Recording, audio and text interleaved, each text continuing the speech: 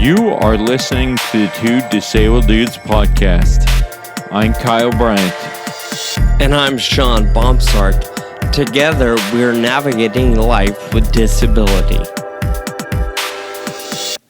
All right, welcome back to the Two Disabled Dudes podcast. This is episode 21. I'm Sean, and that was Kyle. What up? What's happening, man? How are you? I'm doing good. Super stoked to be here this morning. This morning, or whenever you are listening, dear listener. Well, yeah, technically it's morning for me. Definitely not morning for you. Yeah, that's right. Anyway, I'm excited to be here, and of course, excited to have another conversation. What I'm really looking forward to today is, you were in France, and if you follow Kyle on Instagram or Facebook or any platform like that, you'll know that he was in France not too long ago, participating in, probably the biggest bike ride you've done since RAM. And I'm excited today because you and I actually haven't been able to talk about it. So what our listeners are going to hear today is new to me as well. So I'm excited to hear the story, the impact, and kind of your experiences as you went along. But more importantly than that is really the focus of our conversation today. And it's really all about the impact any community can have when working together. Sort of the phrase Kyle and I have been using a lot is forming a united front. And really the idea and the power in numbers, what we can do when we all work together. And of course, we're talking about the FA community in this specific regard, but it really applies to any community, any cause, any movement you're a part of. So I'm excited today to focus on that and, of course, hear about the ride in France. So, Kyle, thanks for being my guest today. Yeah, hell yeah, man. Here we are. Yeah, it was an incredible experience. And like you said, this whole the principle behind it is focused on the FA community. This event, FA is not a U.S. disease. It's not a French disease or Australian or Italian or any one place. It's a worldwide thing, and we're one community. It actually came about, the idea for it, because there's a really amazing researcher in France named Dr. Hélène Puccio, and she's kind of the pioneer of gene therapy in Friedreich's ataxia. And, she comes over to a lot of conferences I'm talking about to the U.S. For a lot of conferences, and I see her. Maybe you meant like over to your house. You guys do some research. Sorry. Yeah, we bust out the beakers and test tubes and stuff and the Bunsen burners. Yeah, awesome. All right, so sorry, Dr. Puccio comes over to the U.S. quite often. I cut you off. Yeah, no, and as we're hanging out over a glass of wine at night, we're talking about what we can do to bring the communities together and to do a great event. I tell her all about rideATAXIA, how we do it here in the U.S., and we started talking about how we might bring it to France. And that's kind of how it happened. And since then, that was like 5 years ago, maybe even more than that. Wow. But we just kept talking about it. And finally, it was clear that the opportunity was now. And we started planning, like focused planning on it about a year and a half ago. Wow. So it took a long time. There was lots of moving parts. There was 20 U.S. riders and 30 riders from France. And it was an 8-day bike ride. Jeez. It was about 450 miles. So we did a little over we did 65 miles a day on average. Our shortest day was like 50, and our longest day was 81 miles. My goodness. And as you can imagine, there's a lot of logistics and coordination and to make all of it go. And people actually had a really good time, which, which at that level, like, a lot of it is about focus. Like, we're doing it for this cause, and that really helps people focus and have a good time despite whatever goes down. But really, nothing went wrong. And it was because a lot of details were taken care of, but also because everyone that was there was just there to support the cause and have a good time. One thing I want to just let our listeners know, if you happen to be new to the podcast, Kyle mentioned it's a completely different ride format in the United States, and we talked about rideATAXIA in episode 13, so we encourage you to go back and take a listen to that. When you fast forward to today and talking about this 8-day ride in France, Kyle, 450 miles, for the last, I don't know, I guess 6-7 years or more, you've been doing 1-day bike rides in the United States. It's, come out, ride a mile or 50 miles somewhere. There's a couple different routes and ranges of distance for anybody to come out and get involved. What in the world convinced you and the others to do a multi-day, several 100-mile bike ride in this format at this season? Well, we really wanted to do something to draw attention, I guess, is part of it.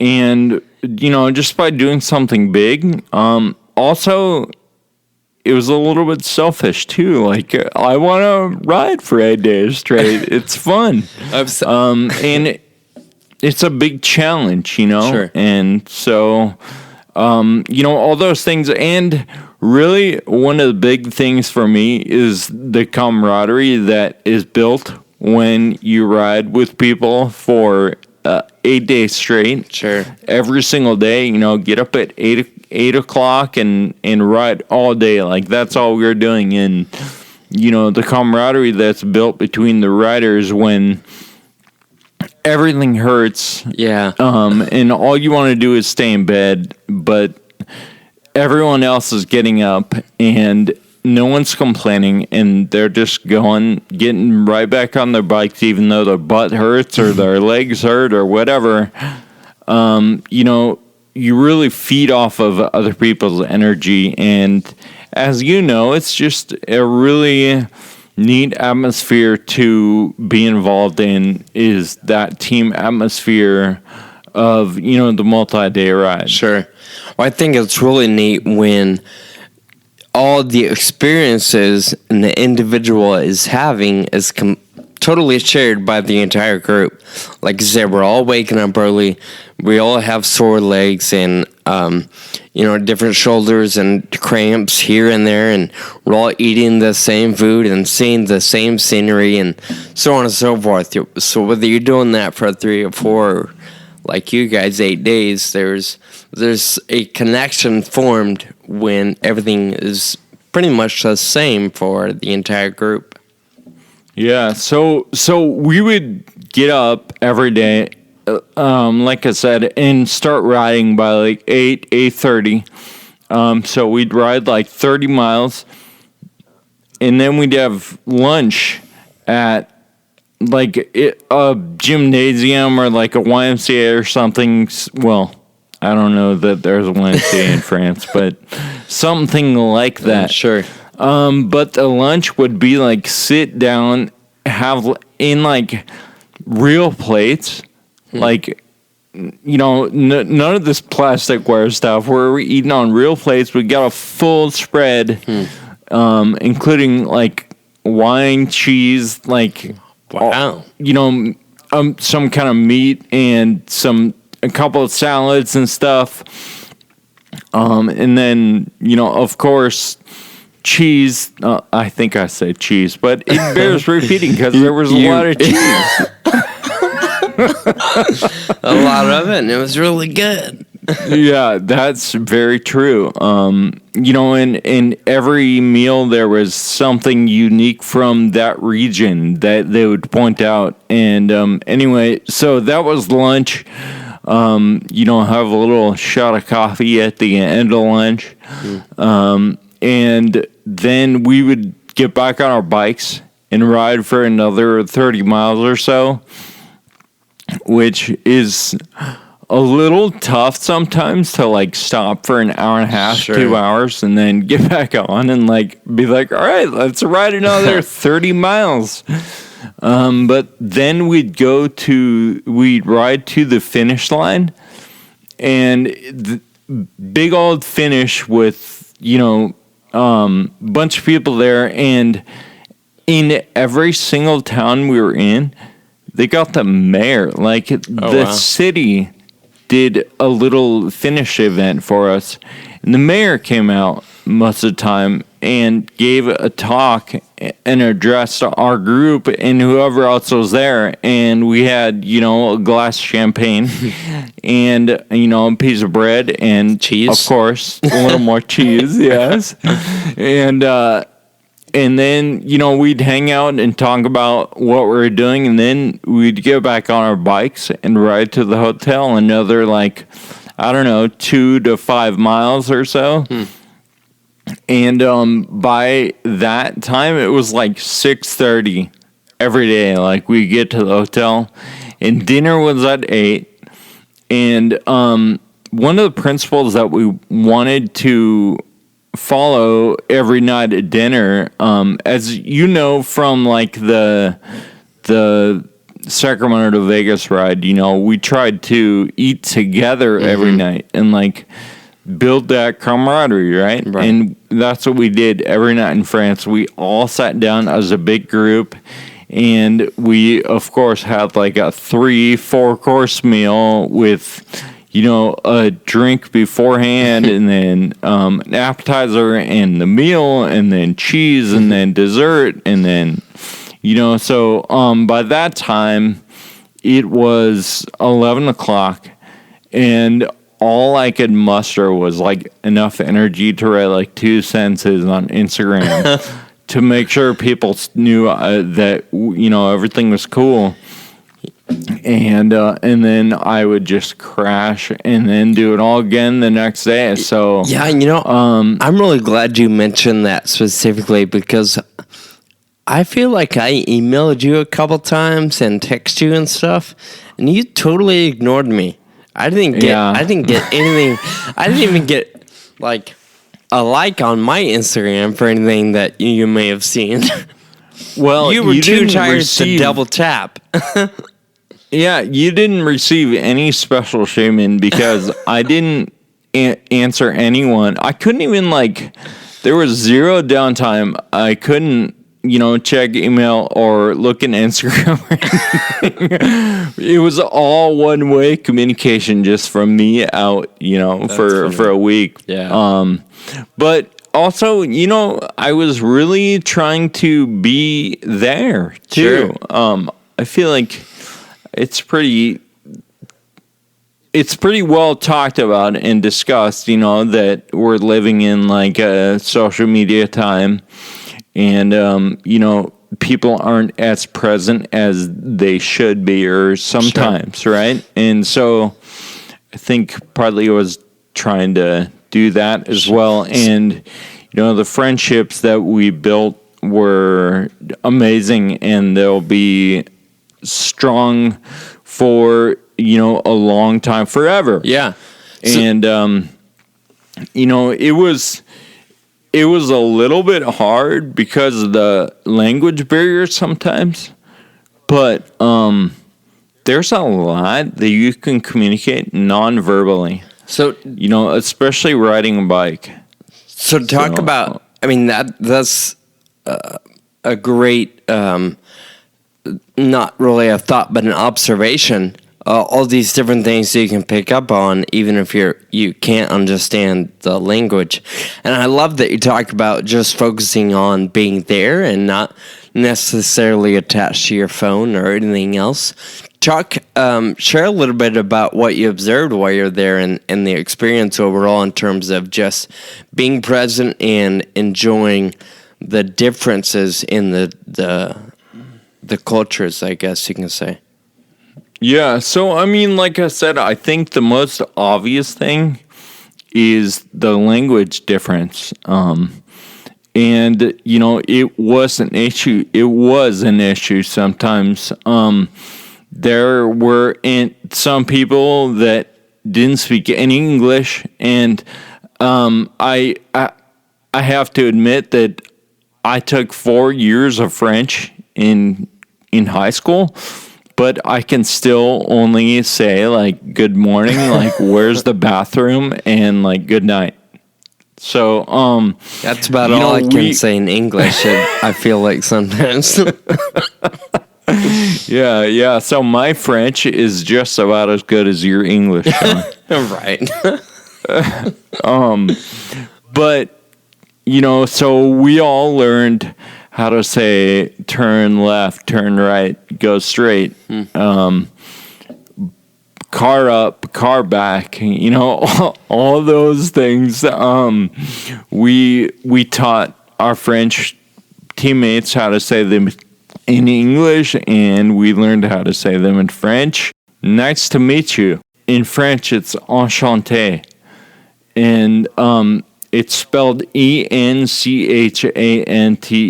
And my uncle was saying, you know, enchanted to meet you. That used to be like a thing that people said, like, obviously way back when. But anyway, so enchanté was a good one to know, especially when we're meeting all these people for the first time, you know. The overarching thing as far as a language barrier was that we were all there for the same reason. Sure. Like, that was clear, you know. The purpose of the ride was to support the FA community and make progress towards research.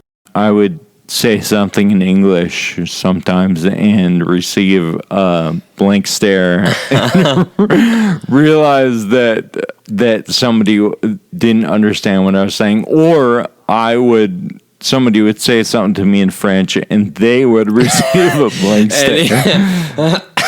I'm willing to bet you probably gave more blank stares than they gave you. Yeah, that's a good point, and that's probably true.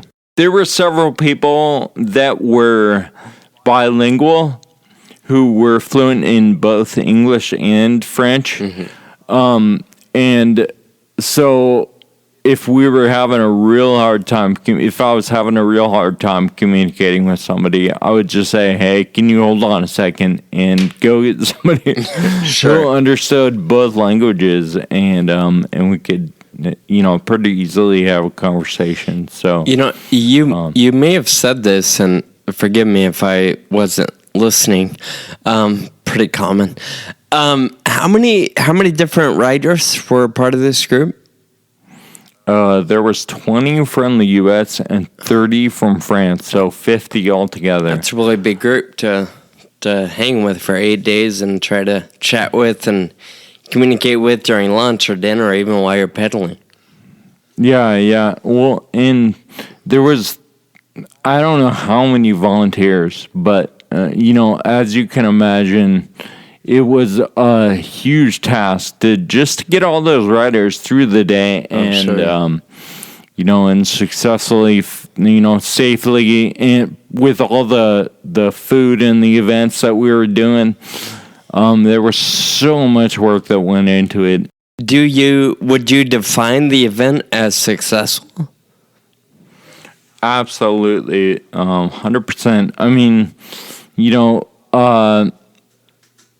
just the relationships that we built. Sure. I mean, to me, that's a success. But you know, when we started this ride, the idea and the planning for this ride, we sat down and we wrote down a few things that we wanted to accomplish. And one of them was clearly just build the relationship better between the French and the U.S. The other one was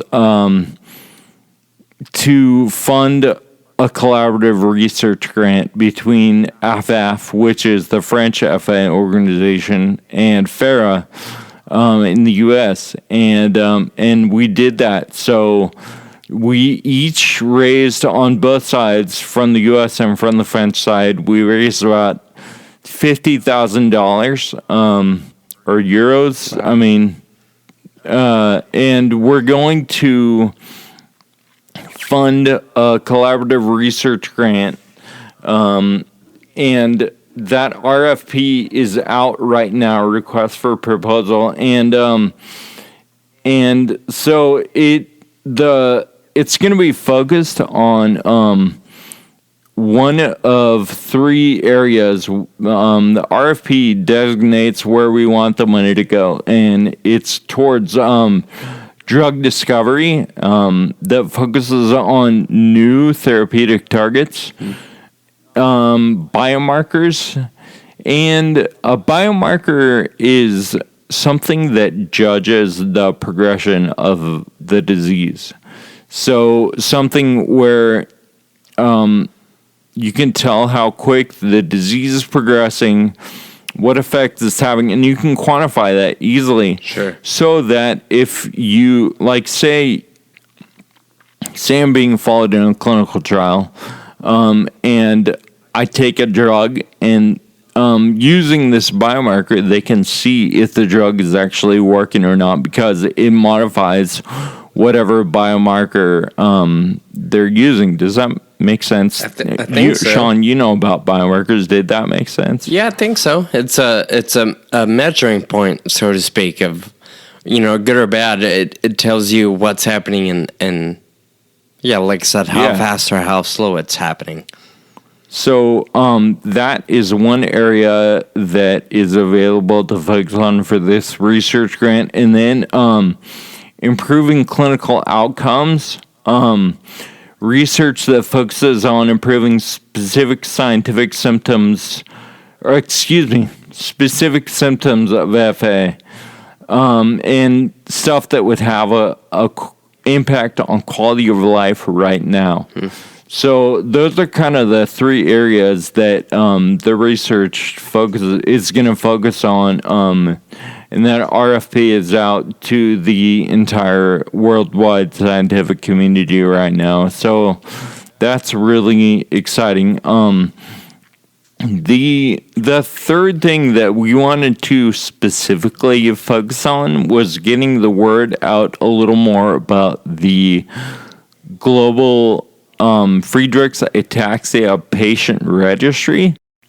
If you have Friedreich's ataxia, you register on there. You can do it online by yourself, and you just, give some demographic stuff like, are you still walking? Are you using a wheelchair or walker? All that stuff. So when a clinical trial has inclusion criteria that they're trying to fulfill, we can send an email. Jen Farmer specifically, the executive director at FARA, she sends an email out through the patient registry to all the people that meet the inclusion criteria for this trial. And we have recruited trials in a matter of hours. Wow. Before. And so it's a really powerful tool as far as getting involved in clinical trials and research studies. Now, real quick, I know we're not talking to anybody else specifically right now, but it's kind of a big deal that we're able to recruit for a trial, and by we, I mean FARA and people connected. We're able to recruit within hours, like you mentioned. That's not common in the rare disease space. Do you know what is common? Well, even common diseases, it takes a long time and a whole lot of money for like a pharmaceutical company to recruit a clinical trial. Like, that is a significant piece of a budget when people are looking to do a trial. And, you can we can all imagine that the first question that a pharmaceutical company asks when they're trying to form a business plan around a rare disease or any disease is, how many patients are there? And if we know that and we can get a hold of them and mobilize the patients and mobilize the community as a community, that saves the company, and it saves a lot of money. It saves the company a lot of money, first of all. And it saves the community a whole lot of time. Sure. And and those are two things that are really hard to come by, right? Money and time. And so we can almost create those things, just with this tool. So it's really powerful. I think, talking about those clinical trials, most of us in the patient community we all know how important they are. And if we don't know, real quick, the big thing, the one thing I think about is you gotta have the trial step in any pursuit of any drug. Whether you're talking about something commonplace, a condition that's common, or you're talking about rare disease, a drug can't move forward without simply some sort of I guess, quote-unquote, lamest term, trial and error in human bodies. So having access to a comprehensive list of different patients around the globe that are willing to help researchers and scientists discover if a drug is going to have an impact is huge. I don't know if I'm repeating something you said, but having that clinical trial aspect and the registry is actually incredibly important. We can't discount that, because having FA and being willing to participate, there's no replacement for a willing participant. It's literally priceless.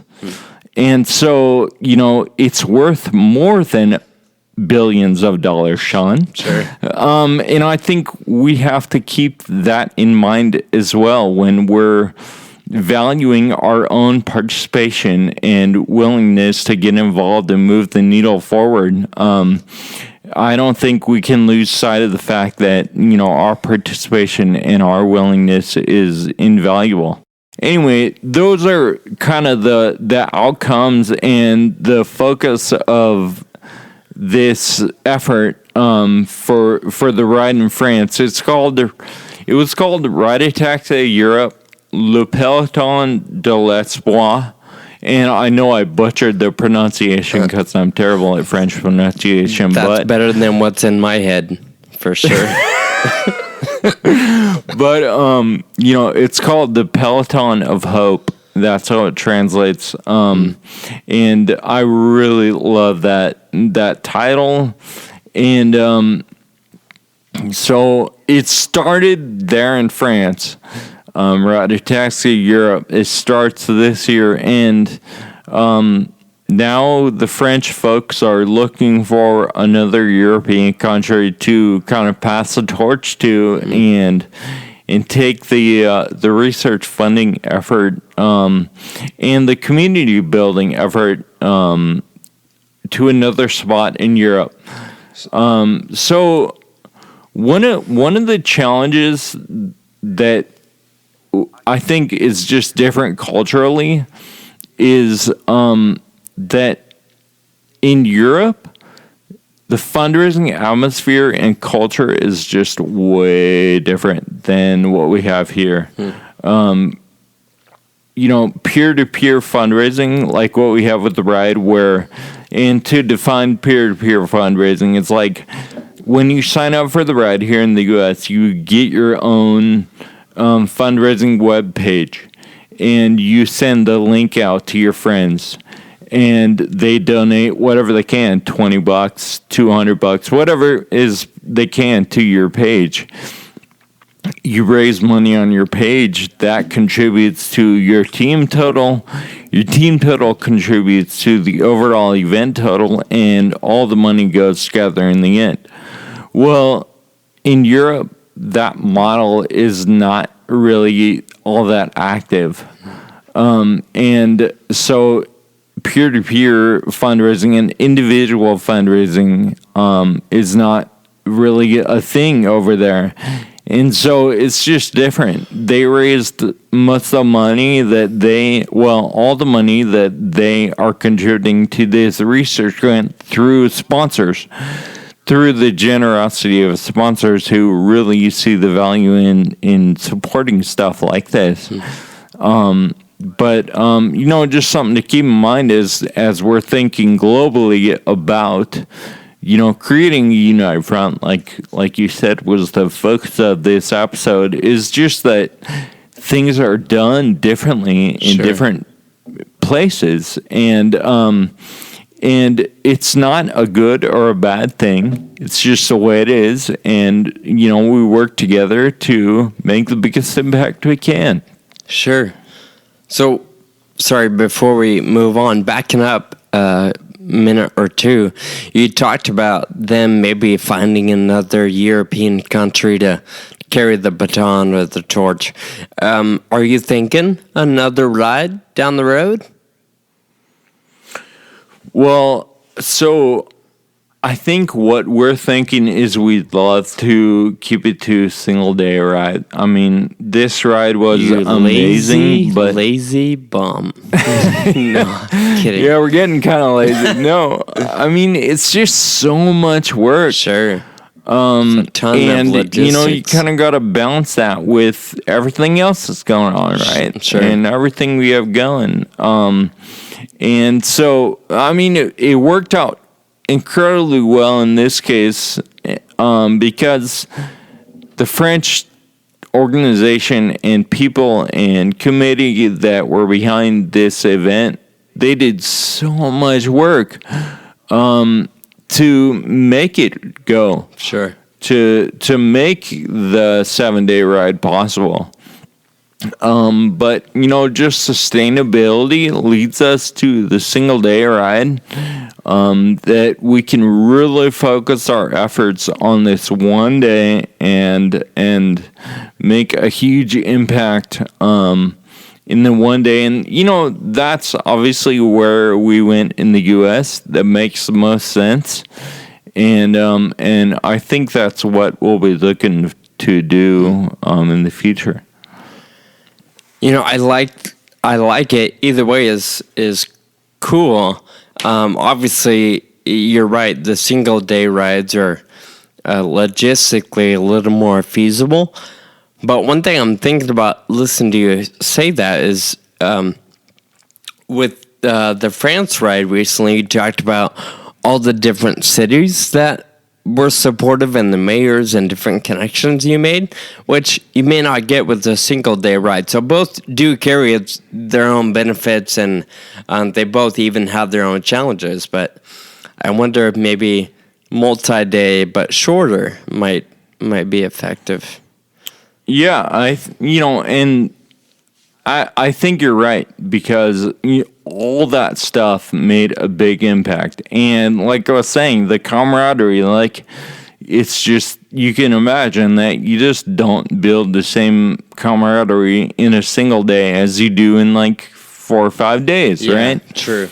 So it's kind of a trade-off, I think, between the level of effort required and the impact in certain areas. In with a single day ride, there's a greater impact in different aspects than a multi-day ride. So it's just kind of a trade-off, and I think we try to tailor the ride to what's going to fit the situation. So this kind of leads me to think about another little bit of a cultural difference, maybe it was, and once again, not good or bad. Just so when we were planning this, the French community offered to house all of the U.S. riders in host families' homes, like for the last 2 nights, and our immediate thought was like, no, like you don't need to do that. Like, you're putting in so much work already. And our immediate thought is to the logistics, like how much effort it's going to involve to like make that happen. And they didn't understand. Like, we got like crickets when we said like, no, we don't want to put the burden on you. And they're like, I don't know what you're talking about. Like, we want to do this. We want to build this relationship and have our friends over to stay the night at the end of the ride. Like, and the generosity and hospitality that we received is unparalleled for me. I've never experienced anything like it, and it really teaches me, you know, I'm like, man, I gotta step up my game if these French folks ever come stay in the U.S. Like, I need to clean my apartment. Yeah, you should probably get a couch.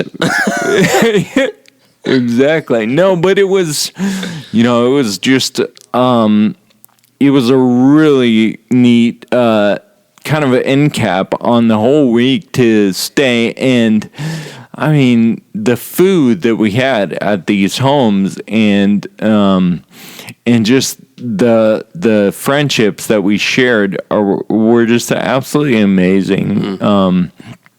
And so much effort put in, and almost like second nature. And so it just leads me to like examine my effort and my relationships with my friends and my generosity, you know? And, sure. Be like, all right, I got to step up my game. Yeah, you know, I think that's a good personal challenge and observation. What's really cool is experiencing other people, other cultures, other ways of living. You can apply it to make yourself better and make life for you better, and it's really having this mentality and a commitment to constant improvement, whether it's at home or at work or in research or whatever it is you're doing. So I'm glad you said it. It's a good thing to keep in mind and to be conscious about as we go through life. Yeah, and you know, in the situation where we're so focused on the cause, like I feel like it lends itself to seeing the best in others. And I think from both ends, we were able to take really positive things away from each other. I'm sure. From the U.S. side and from the French side. So just a really unique and amazing experience. Well, you know, listen to this whole thing and hearing you talk, I'm actually reminded of a quote that I'll share real quick by Mother Teresa. And she simply said something along the lines of, I can do things you cannot. You can do things I cannot. Together, we can do great things. And I think it's incredibly true in so much that we talk about in life. And of course, for you and I, Kyle, it's about research. It's about community engagement and advocacy and making a difference and moving the needle forward in terms of rare disease. But there's so much more to life than just that even. And I'm thinking about all the different ways and things I can do and what can be accomplished if I work together with other people in my life or people that may come into life later down the road. So I'm really thankful you shared, and I'm glad for this somewhat of a back to basic episode, if you will, where it's just you and me talking about our experiences. So I really enjoyed this. Thanks so much for sharing your French experience, even though your French is terrible. Yeah, man. Enchanté. I already forgot what that meant. Car up? Go left? Nice to meet you. Oh, yeah, but, thanks. But, it's one of the only French words I know, so... I'm a jerk. No, I think it's great. All right, cool. Thanks a lot, Sean. I'll talk to you soon. All right, man. Have a good one. You too. Before we go, I just wanted to thank a few people for all the work they put in to make this ride happen. Hélène, Benjamin, Francoise, Stéphane, Mary Claire, Jean-Francois, Annabella, Antonio, Jeremy, Danielle, Christine, Virginie, Olivier, all of the French riders and all of the US riders who continue to show up whenever I call. Thank you for listening to the Two Disabled Dudes podcast. Find us online at twodisableddudes.com. And please subscribe and review on Apple Podcasts. We'd like to hear from you. You can find us on Facebook, Twitter, and Instagram. Special thanks to our audio producer, Jake Tompkins, who also composed the music. Until next time, keep living with urgency.